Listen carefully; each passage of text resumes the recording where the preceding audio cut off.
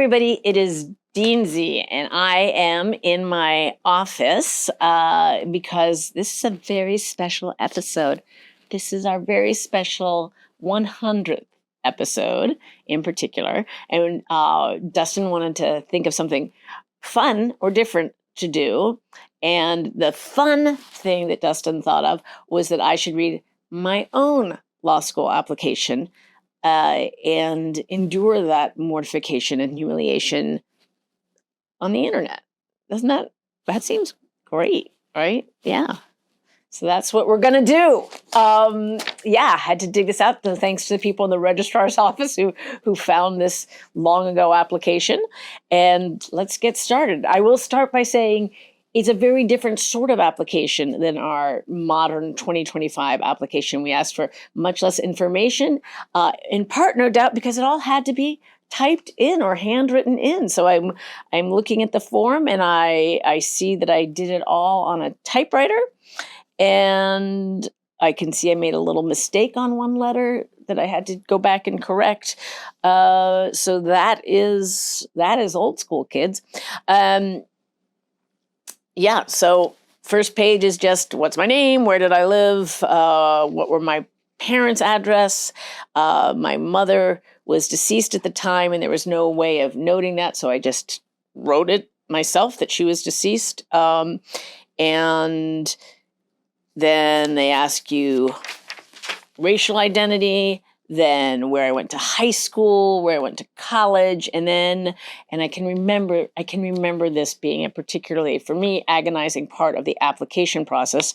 The question, because all applications ask this, academic honors. And it just said that. Didn't explain what academic honors were or from what period or anything else. And the reason this was extremely anxiety producing to me is I really didn't have any, but we'll get to that. And then but just gives you 2 lines to type them in. So I wrote, please see attached. And then it said significant extracurricular activities, 2 lines. And again, please see attached. It's interesting that they don't specify what the time frame is for these things. And then nature and extent of term time employment in college. Please see attached.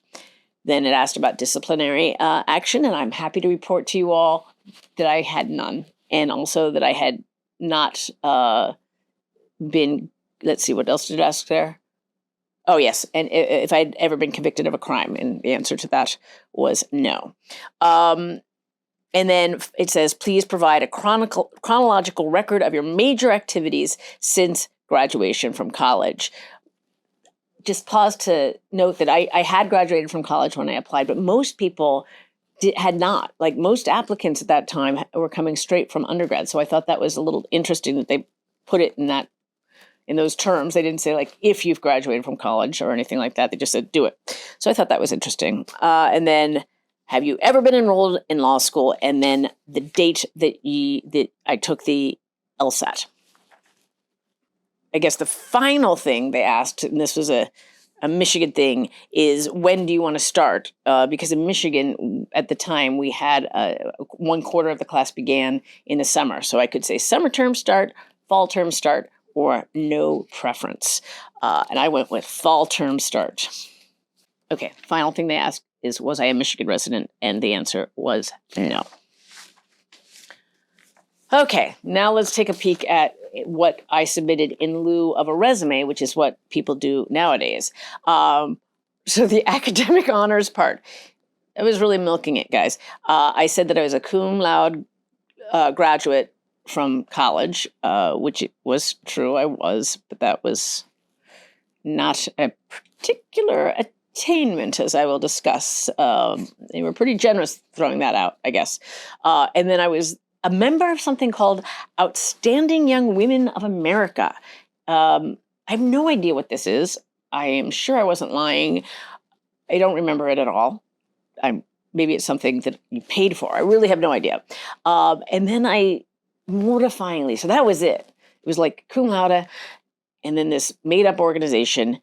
And then I went back to high school because there was nothing else to say. And so I mentioned that I was in the National Honor Society in high school and that I had been a finalist for a National Merit Scholarship, which makes you want to die that I did that. So, but really, there's so many lines. I had to fill out something. I don't know.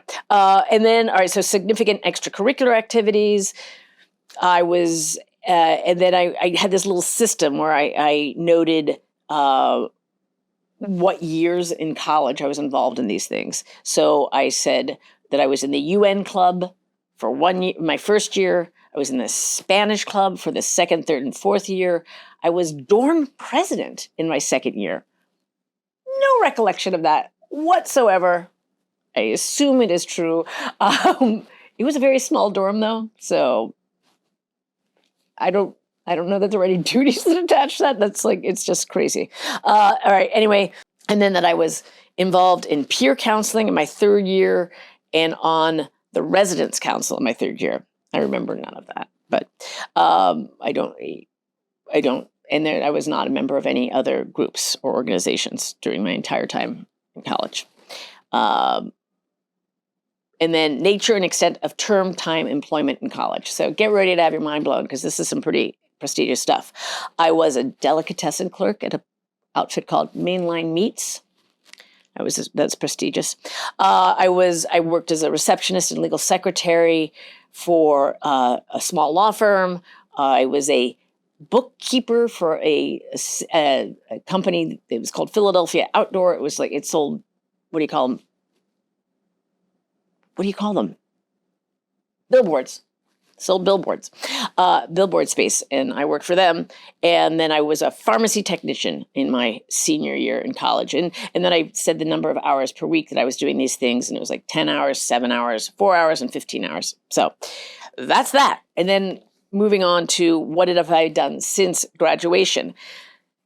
And so I'd only had one job, and it was working as a legal assistant for a sole practitioner in Florida. But then I had a whole bunch of volunteer work, which I included. And I know exactly both what I was thinking and why I did so much volunteer work. I mentioned I didn't do anything in college, and we'll get to that, why that was the case. But, and I knew it would be good to try to make up for that failing after graduating. So I was a literacy tutor. I did a lot of volunteer work for my undergraduate college, doing alumni kinds of stuff and admissions stuff, actually. And that I was a big sister. And then I was a volunteer at Planned Parenthood, where I would help, I would be in the room with the male doctor for the women patients, just there to make sure everything went smoothly. So it was a lot of volunteer work, and I spent a lot of time at that. And so that was, I remember specifically thinking about that, because I was thinking I would want to apply to law school, and I figured I had to make up for something. But also, those were activities that I really, really enjoyed. So I did those things, as I say, to kind of fill some gaps. I knew I had some problems, in my record there, and so I was trying to do that, which is I thought it's a smart thing to do. Good on young Sarah, but also I really enjoyed those things, and particularly being a big sister. All right, so we don't have. We didn't have, back in the late 80s. There was no optional essays to write. There was just one personal statement that you were supposed to write. And none of the materials I have show what the prompt was. But I know that some schools, and I don't think Michigan was one of these schools, but I know that at least a couple schools I was applying to had strict word limits of 250 words. And I was lazy is the word. I was too lazy to try to do multiple versions of my personal statement. So I figured I'll just do one that's 250 words and leave it at that. I also remember this very vividly, because I was obsessed with this 250 word thing. Because the guy I worked for he's a great guy. Love this guy. We're still in touch, but he's very funny. And he said, "Oh, if you're at 251, they have a stamp. And they're just going to say, boom, does not follow directions. You're out." And I knew he was kidding, but it really fed into the insanity I was feeling at that time. So I was pretty compulsive about getting it to 250 words, and I counted a million times because, again, this was done on a typewriter. Okay. There is so much irony in this personal statement. I think I've mentioned many times in past episodes that I hated my personal statement. There's a lot of irony because I do all these grammar sections here, and there's like 75 examples of things in this essay that I say not to do in the grammar section. So it's like, I don't know, this is really painful. Are we having, is everybody having fun? I don't know, it's fun. All right, so this is when things are going to get ugly, this personal statement. Okay. I'm not going to read the whole thing, but I'll read the worst parts, okay? My interest in law began when I was 8. Right there. I tell people, don't talk to me about your childhood. It's so disgusting. Like, move on. Like, what are we doing now? Made that mistake. The year my mother returned to school to get her Juris Doctorate, I say. It's not a Juris Doctorate. It's Juris Doctorate. Why didn't I just say she was going back to law school? Why did I say Juris Doctorate? Oh, God, I hate myself. That was so disgusting. Honestly, it's really hard to keep reading. It gets a little better, but that part was tough. And then I say, oh my God, I hate the second sentence too. My interest ebbed and flowed. Who says that? Over the next 16 years, as a result of various influences. Don't need to say that. Like, what influences? What? Gross. I don't know. Be specific. And then I mentioned, do I have to read it, Dustin? I have to read it. My mother's graduation, for example, was an inspiring bit of pomp and circumstance that helped solidify my ambitions. Gross. Solidify my ambitions. It's pomp and circumstance. I hate the whole thing. Carry on, Sarah. Okay, I will. All right. And then, I mean, it's just like a lot of that language that I would never have used. Like I used the phrase, significant test of my interest yielded positive results. Like, this is just not how normal people talk or write. And I talked about how I worked. This is actually interesting if it weren't for the grotesque writing around it. I mentioned that in high school, I worked in the summers for an attorney who said he hated the profession. What I wrote was he claimed to abhor the profession. But so he hated the profession, and he claimed that he wanted to expose me to enough of the law that I would also learn to hate it and thus be spared a lifetime of career agony. That part's an okay sentence, I guess.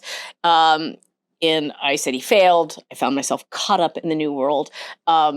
Pretentious. I was in high school. I was not caught up in the world. Whatever. But the point remains, it's sort of interesting that I worked for this guy who said he hated it so much, which I kind of remember this reading it, but it was not a memory I had carried around. Then I moved to talk about my mother's death. And I can remember this too. So my mother died when I was a junior, at the very beginning of my junior year of college. She got sick in my sophomore year. And my mother and I were very close. This is like still the most painful thing that has ever happened to me. It's 42 years ago, and I could definitely start crying about it right now if you wanted me to. So I can remember that I felt that I needed to write this. Like the story I wanted to tell was like, I was inspired to go to law school by my mother. And then I had that, question. I had to question that when my mother died. It made me really think, like, why am I doing this? Am I just doing this because my mother did it, or do I really want to do this? And so I went and tested it. Turned out I did want to do it. And here I am. That's not a bad story to tell, but I just like, there's so much pretentiousness and awkwardness in the way I wrote it. Really made it problematic. So I say my conviction about wanting to go to law school decayed in October of my sophomore year, when my mother was diagnosed with cancer, and then I just talk about how challenging it was. But rest assured, I do it in language that is embarrassing. And I said, I did say all my impressions of the law had been inextricably linked with my mother. Okay. I have to read this in the spirit of honesty, but I'm going to emphasize again how gross it is. The fracture, not a normal word, of that association not a normal word. I mean, these are normal words, but not in this context. The fracture of that association yielded disinterest. Okay, that's a misuse of the word disinterest. I meant disinterest means like you don't have a vested, interest in something, as opposed to I'm no longer interested in it. That's what I meant to say. And that is not what I said. But, okay.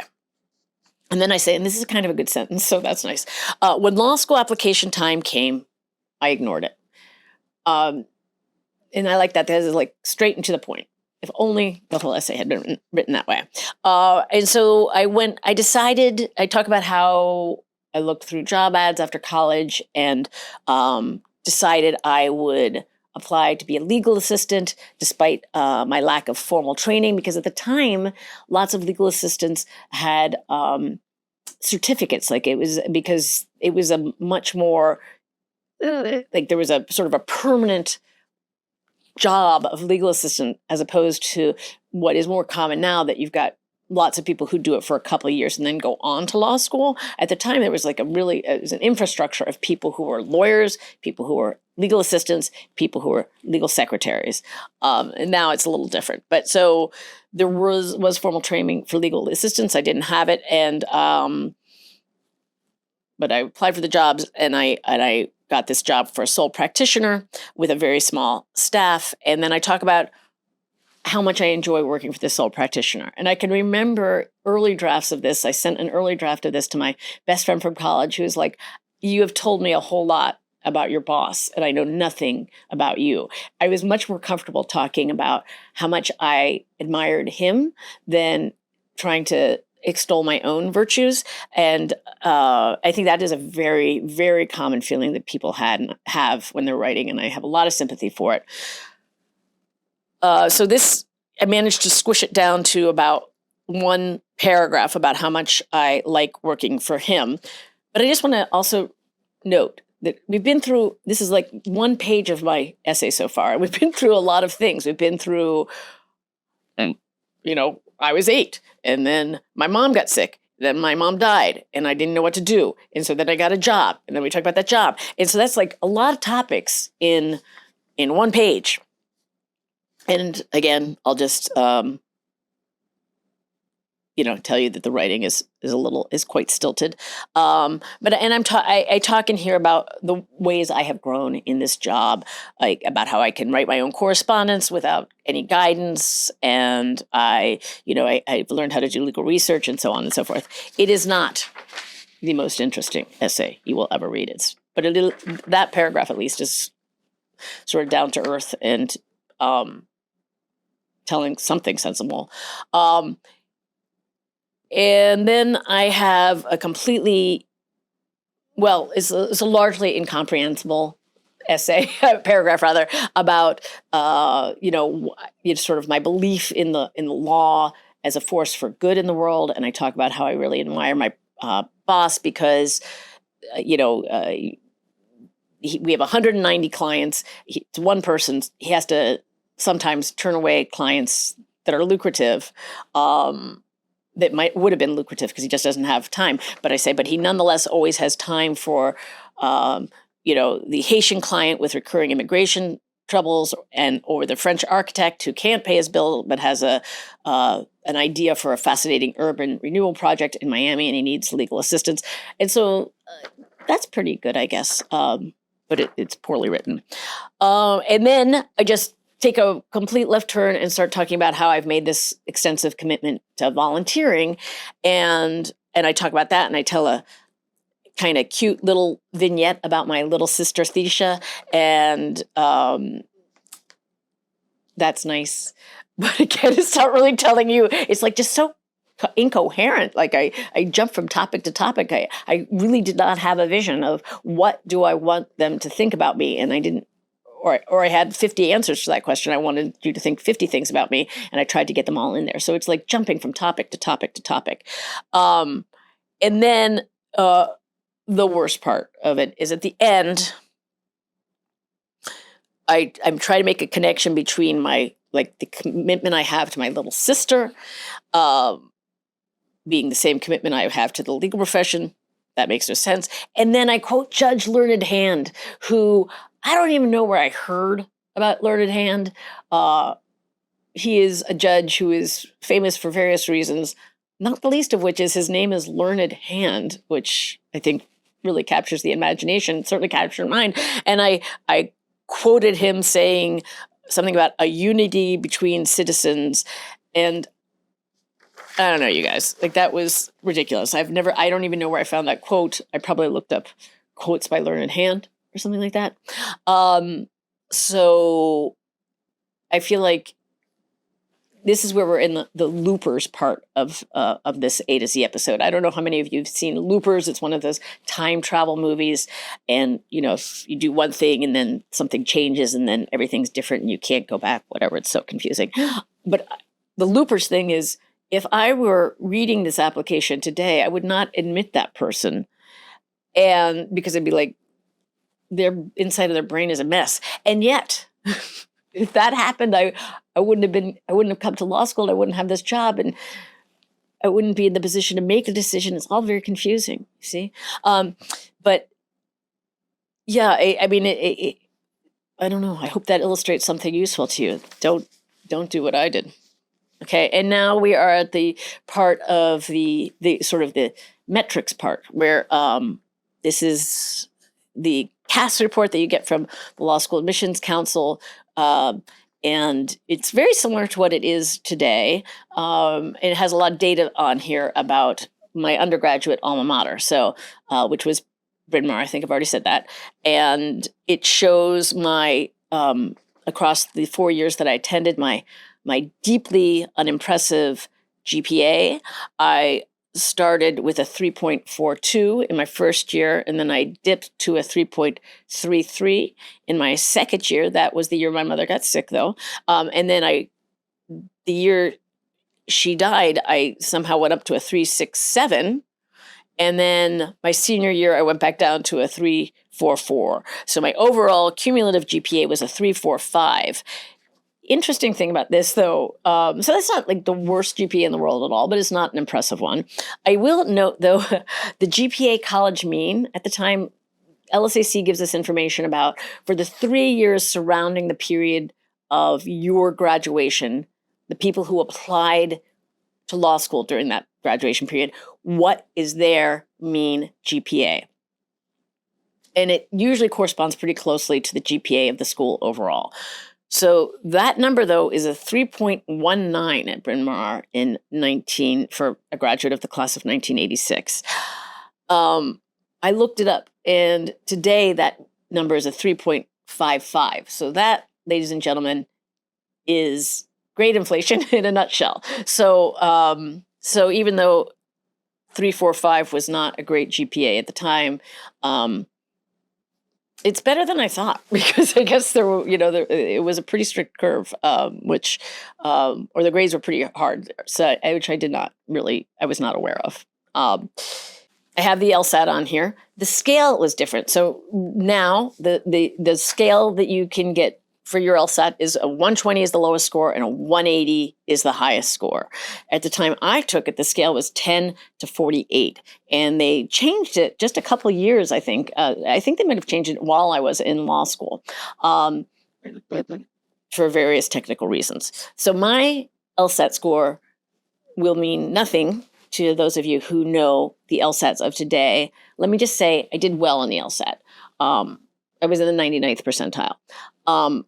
Why am I being so coy about this? I don't know. It's just because it's gross. You know what? Because I think, if the world were run by standardized tests, I'll be honest, I do well in standardized tests.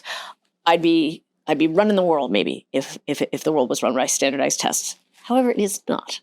So it is relevant insofar as the LSAT was definitely a help vis-a-vis my GPA. Which was not helping me. It was certainly below the median of whatever Michigan or any other school that I was applying to. It was definitely below the median, but the LSAT was above the median. I'll tell my fun little story about my dad here. This is a great story about my dad. My dad was the kind of dad who would, if you got a 97 on a test, would always be like, where are the other 3 points or whatever. And always ask about, the smartest person in my high school, like how did she do on the test or whatever. So when I got this LSAT score, I was like, okay, now I finally have a score that is not going to get any arguments or any pushback or whatever. And so I called my dad and I tell him, and he said, so did you get every single question right? And I said, no, you can get some wrong. They throw some out. There's some that, whatever, you can get some wrong and still get this score. And he said, I guess I've ruined my own joke because I have to have said that it was a perfect score. And he said, so it was a perfect score. So he says, oh, so you didn't really get a perfect score. And that's when I got over my issues with my father. I was like, okay, I get it. I'm never going to win. So got it, Dad. Moving on.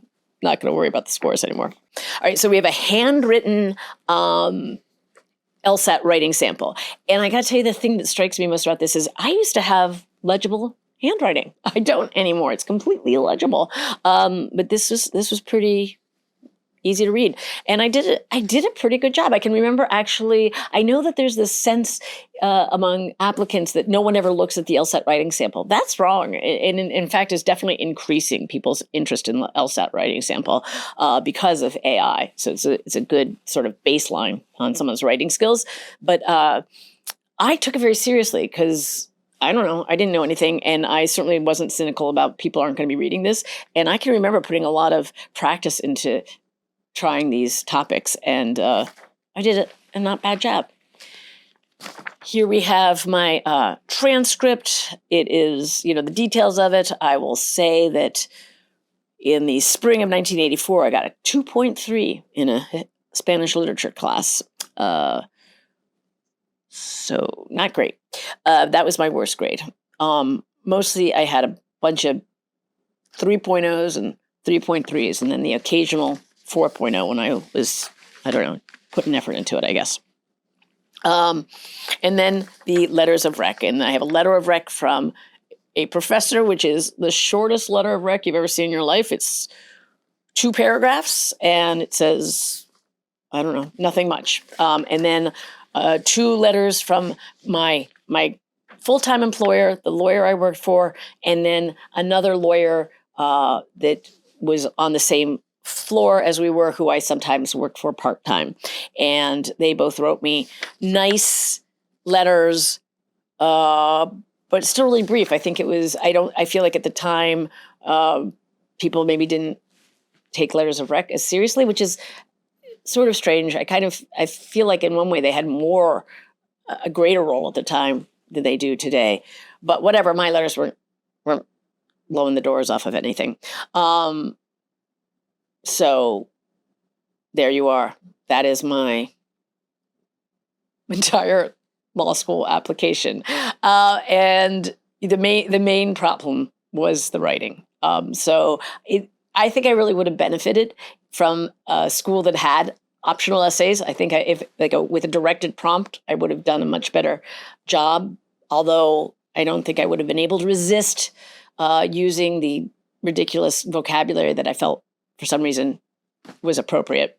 And I got in. So thank you to the people in the University of Michigan Law School admissions office at the time who were willing to look past my terrible writing and say, okay, I don't know what they saw in me, but they saw something. And they'll see something in you too. Not just Michigan, but whatever school you're applying to. So I hope this painful experience for me has been entertaining for you. And let this, as a grammar lesson, let's just remember, don't say Juris Doctorate. Don't say disinterest when you mean lack of interest. And keep your vocabulary normal. Okay? All right. Thanks for watching, everybody. Thanks for 100 episodes. That's crazy. So many episodes. Thanks so much to Dustin, who is just a delight to work with, even though I like to give him grief. And leave us comments below, etc., etc. Send us emails, law.jd.admissions@umich.edu. Put vlog in the subject line. Most of all, wherever you go, Go Blue.